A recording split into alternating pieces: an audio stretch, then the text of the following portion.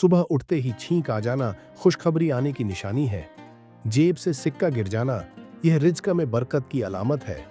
बिना वजह हंसी आना दिल से बोझ उतरने की निशानी है। चलते चलते ठोकर लगना नए सफर की अलामत है। नींद में अचानक मुस्कुराना छुपी हुई खुशी मिलने की निशानी है। मोबाइल का चार्ज जल्दी खत्म होना किसी अहम खबर की अलामत है। अचानक तेज हवा चलना नई उम्मीद जगने की निशानी है। घर में अनजाना परिंदा आना मेहमान की आमद की अलामत है। कपड़े पहनते वक्त बटन टूट जाना सफर करीब होने की निशानी है।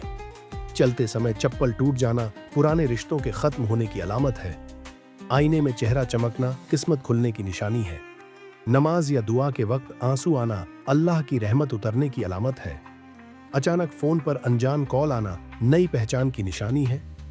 परिंदों का झुंड देखना बरकत और खुशहाली की अलामत है।